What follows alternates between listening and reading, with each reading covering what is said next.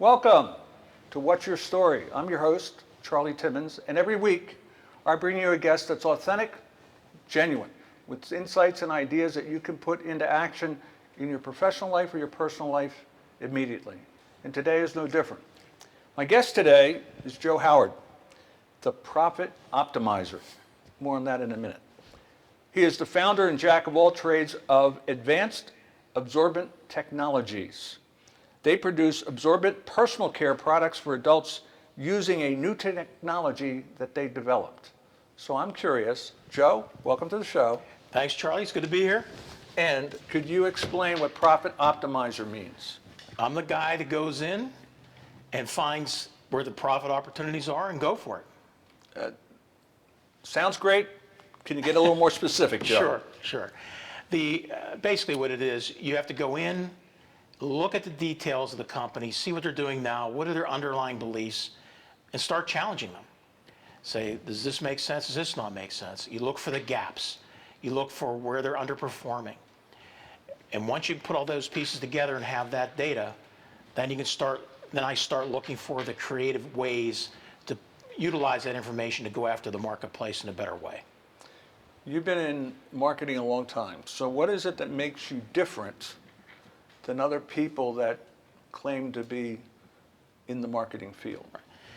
Well, I think the biggest difference is that I don't just look at one discipline. What I'm doing is looking at the entire picture, because what I've had is a lot of profit and loss responsibility. And when you do that, that means you see the bigger picture, and that's what you have to focus on sometimes, as opposed to just your immediate discipline. My sense is you've done this a couple times. You brought a slide that sort of explains places where you've done this. Right. So could we bring up the slide, please? Thank you. Yeah, I have a number of examples I'd like to talk about because they're all so different. The first one is with Advanced Absorbent Technologies, the first one. That's the company I'm founded and I'm in right now. We've had to develop a completely new technology for absorbent products for personal care for adult incontinence. And with diapers? Yes, it's the underwear piece. Okay. It's a little bit different. All right. But the key to that is that there were a lot of issues with dignity for customers because they were too thick and bulky and they weren't very comfortable. Our technology makes it much thinner, more comfortable, and now we've won an international award and have 8 patents on it. And it's the way the technology is going to go in the future. So what was the gap that they were missing, other companies? The gap that they were missing was they were using technology that was 45 years old and they couldn't get past it. So we eliminated the use of that old piece of technology and brought in new thinking with technology from another area. Give us some other examples that you have up there, Joe. Sure. Another one I'd go over is that when I was a Covidian. That one was more grind it out, make it better every day. That we use total quality management and with some Six Sigma principles, which basically mean you look at everything and challenge everything. You do a little bit at a time, make the products a little bit better, but at the same time, when you're making them better, you can also reduce your costs. And over time, you can have significant improvements in your bottom line. That's what happened there. Tell us about Heinz. What was going on there? What Heinz was actually pretty simple. I took over the baby food business, and they were thinking about closing it down because it was so unprofitable. And what I did was look at where were the issues. And the issue was they were spending like crazy against the trade, against the grocery stores. They were buying shelf space at all these different grocers.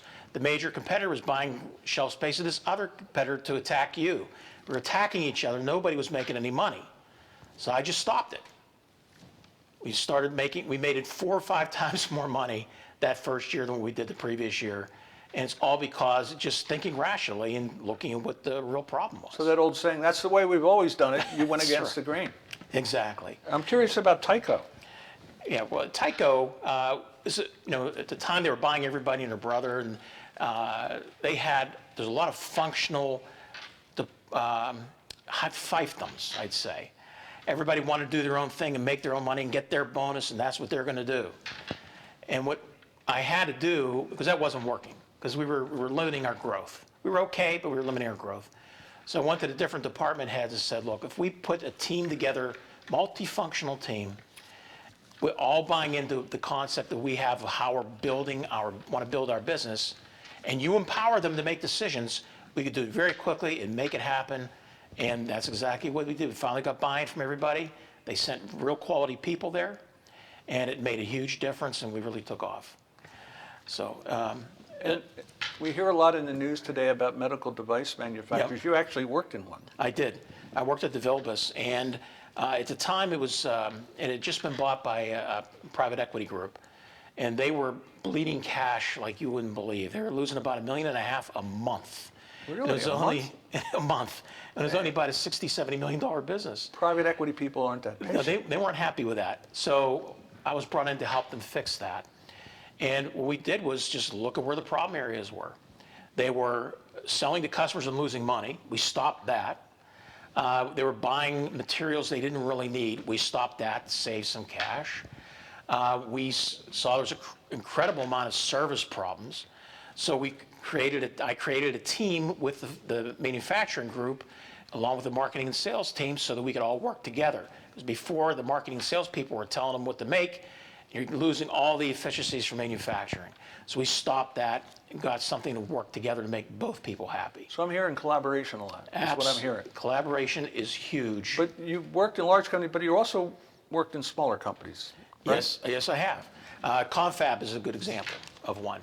And that was, but this is actually one I think I'm most proud of in my whole career. We were with a small company, Confab, just a family-run organization, and we were competing against Kimberly-Clark and Procter & Gamble. That's not easy to do when you're a little company. So we realized we had to do something different. And so we did some research with consumers just to dig and dig and dig and find out what's going on. And we realized that, again, this is the adult incontinence space, and we found out that people at the time were only able to buy diapers. And that was not something that's conducive to having a good feeling about yourself. It's degrading, quite honestly. So we said, well, how can we improve that but still solve their problem? And we realized we just need to give them absorbent underwear. So Now that's marketing at work. You're changing, right. redefining this niche that you're in. Right, we identified what that unmet need was and went after it. We found a manufacturer who could do it for us in the short term. We introduced that in the United States. We beat Kimberly-Clark by 2 years in the United States. And now that piece of business has virtually replaced the diapers in retail, and the underwear is now a $2 billion marketplace. $2 billion? $2 billion. In what period of time? That was happened over 10 years. Wow. Yeah. So this is like a little David and Goliath story. It was. You were able It was to pull all off. right because it was all about doing the right things and focusing on what the opportunities were at the time. So this may sound, after that explanation of the different companies, this question may sound a little weird, but for whom do you do this work? Right. This process can really work for virtually anybody, but I've been successful with it in manufacturing organizations. Whether it's been a food manufacturer, any kind of packaged goods, food manufacturer, the medical device area, health and beauty aids, but it's also very applicable to an industrial environment, very much so. And the other thing is it's not just on one type of ownership group. I've been very successful with this in the family companies I just described, but also with a Fortune 500 company and with a private equity owned company. But the piece to this, Charlie, is that it's not just the focus on profitability. It also has to be a focus on having the right team members involved. Tell me more about that. Tell me more What about it is if you build a team, you have to have people who buy into what you're trying to do, that are true believers, that are empowered to make those decisions, because you have to do things quickly. It's an important word. And then you have to congeal as a team and everybody listen to each other and make that work.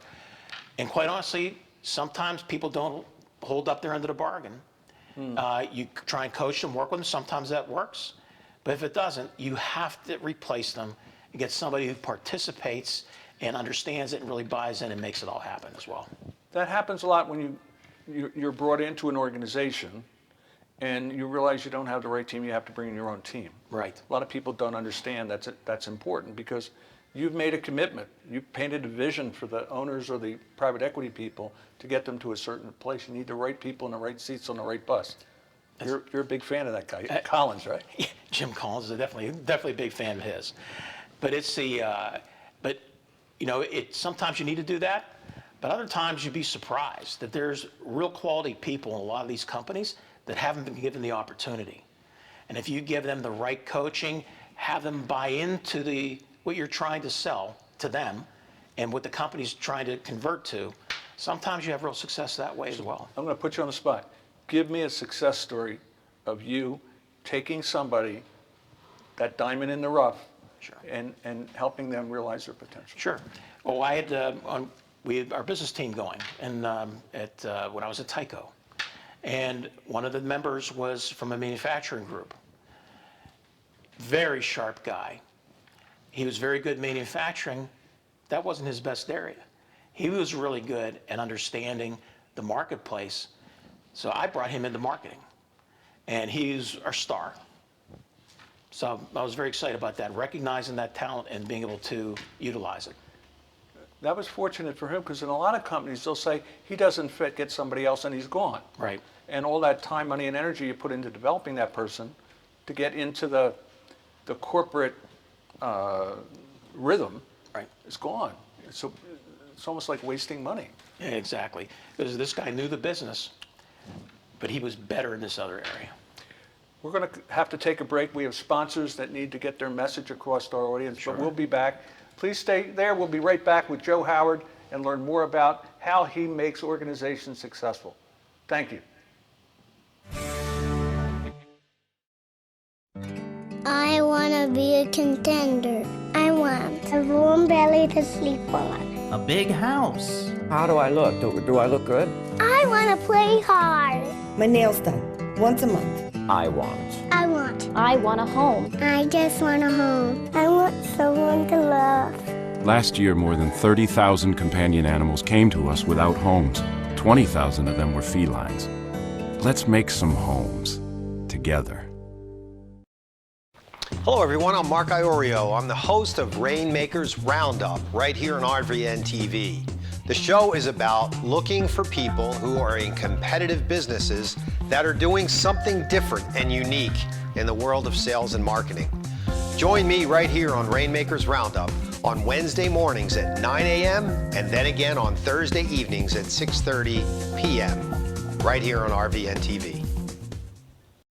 Today's show is sponsored by Dr. Jacqueline. Take charge of your life personally, financially, and professionally.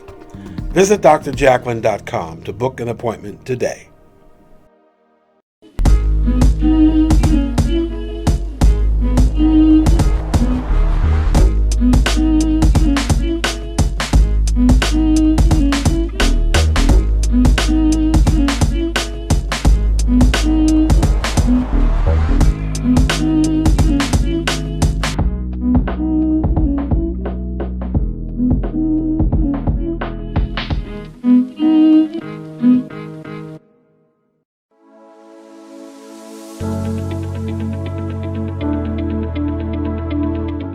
The session that we had with BCAT was really entertaining and enlightening. We were able to put together some very specific steps that we as individuals can take, and it was really fun to all come together and see sort of where we're going as a team and how we can all get there together. We had a tremendous experience with the BCAT partners. One of the challenges that we have as an organization is to make sure that we have the right people in the right chairs doing the right thing. To do that well, you have to have synergy. You can try to dream up ways to make sure that your group does that, or you can rely on experts. We would recommend BCAT partners to anybody who's looking to take their organization to the next level.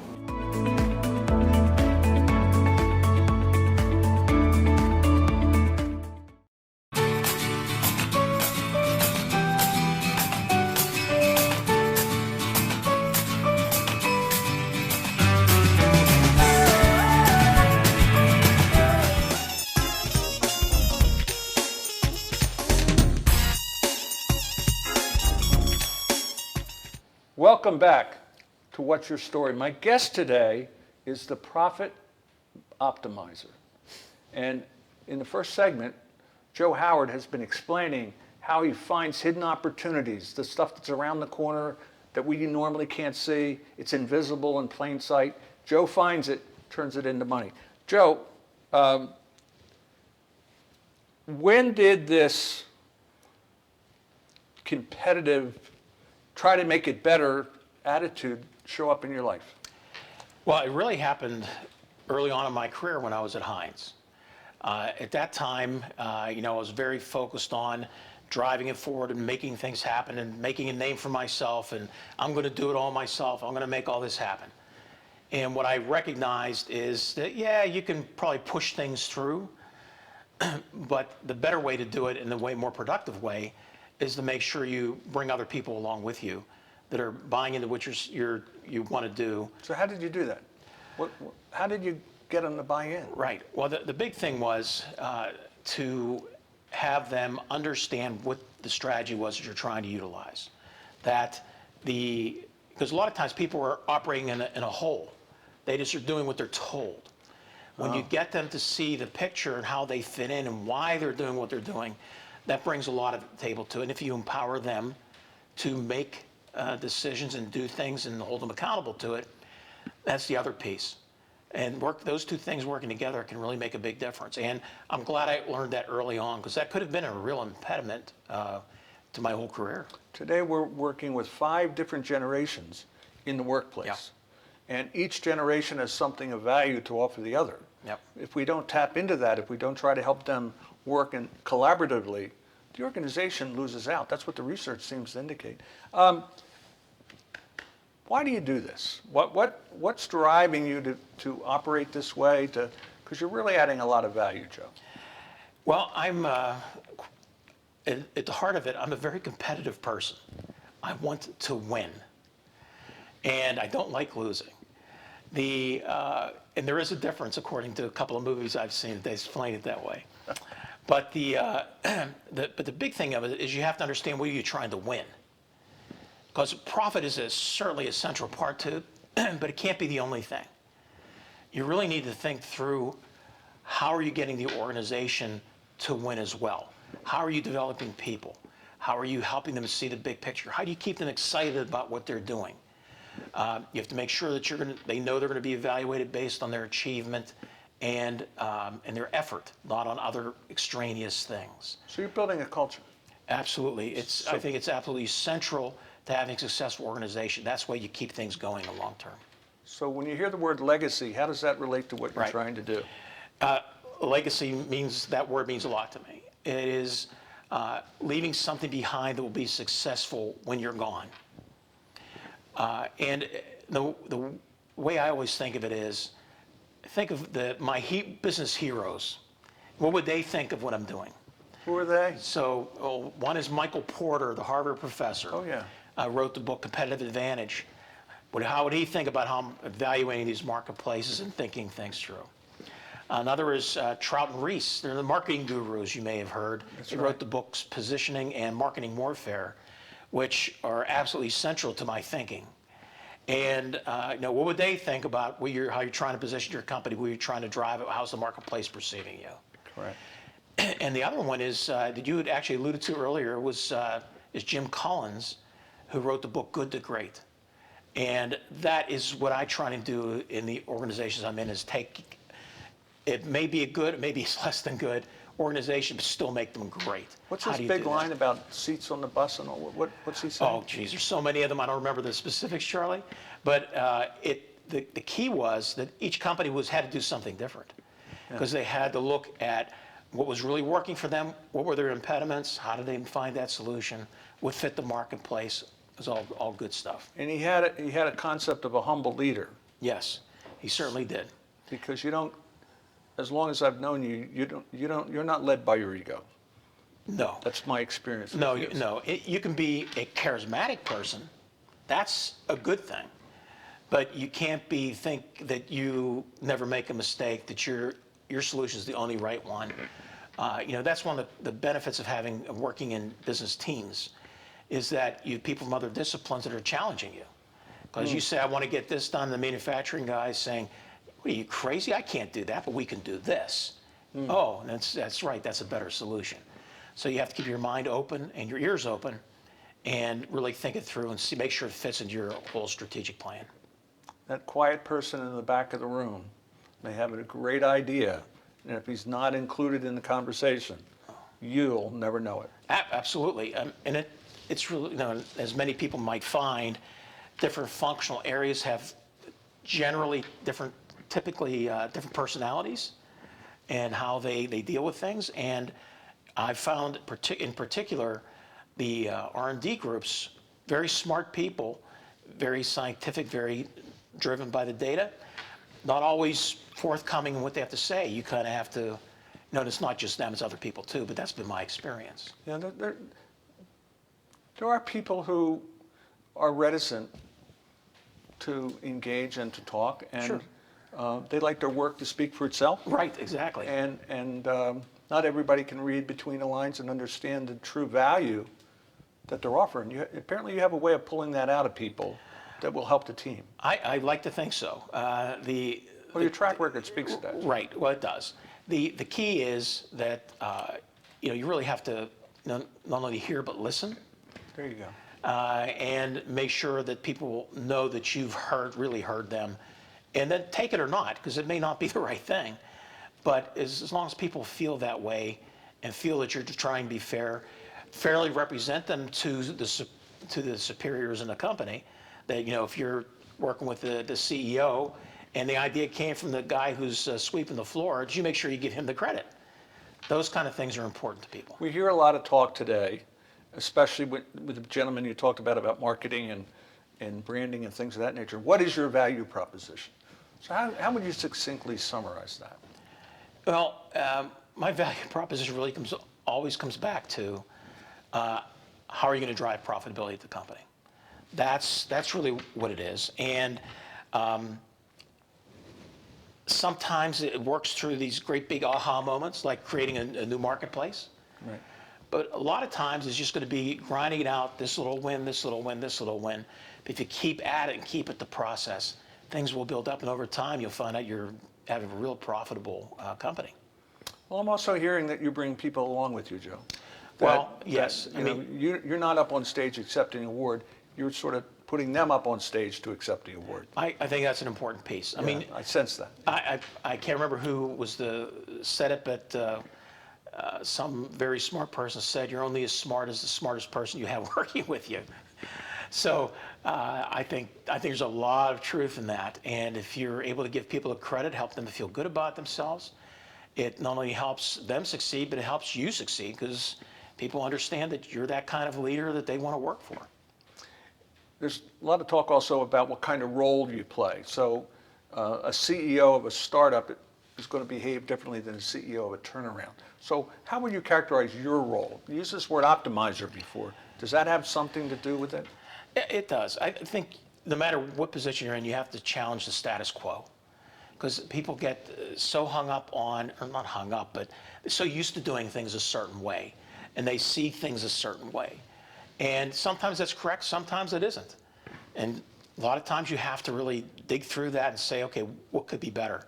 And a lot of times organizations are so busy that not everyone can take that time to do, because they're worried about getting the next order out, getting the next sales material put out in the market.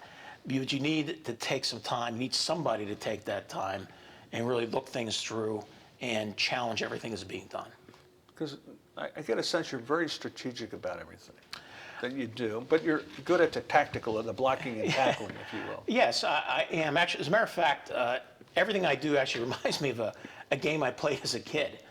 If you may recall a game called Mastermind. Oh, yeah. So it's a puzzle game where you have to figure out the solution before your opponent does in less moves. And so you have to be extremely creative, really insightful, put your mind to it, put some effort into it. And they're the kind of attributes that I think really work well in the business world. Well, Kimberly Clark and Procter & Gamble will attest to the fact that you got to the marketplace at A&T faster than they did, and they're in the rearview mirror. That's right. Right now to do this. Listen, just a cute little question, if I don't mind. Name 2 people, living or dead, that you'd love to sit down and have dinner with. Oh, gosh. The first one would be actually Milton Friedman, because I think his thinking about how to look at, he's mostly known for his macroeconomics, Correct. but he also has did a lot of work on microeconomics and how businesses operate. I'd love to talk to him about that. What in his thinking about that stuck out for you? It's just how to utilize your resources optimally. That's what I would really talk to him about. And then So your book will say in the foreword that you pay homage to Milton Friedman. That's right. For that idea. That's right. And also Charles Koch. Oh, the Koch brothers? Yeah. Oh, okay. Their business model has been so successful, and they've done a lot of things that I've been talking about. And they take businesses in different areas, but they apply their principles, and it works. And another one would be Truett from Chick-fil-A. Chick-fil-A.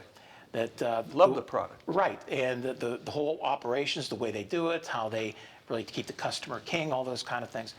There's so many people, it's almost hard to limit it to a couple. Yeah. So what I'm sensing is that you're a little thief. Let me explain what I mean. You go around and you pick up the best from other people, and somehow you curate that, and you create a system based upon the needs of the organization when you join that will optimize the process and ultimately profitability. That's exactly right. Did I summarize it well? Yes, you did. That's exactly it. Okay. What surprises you the most about business today as you look out on the landscape? We're in 2020, right? So Right, exactly.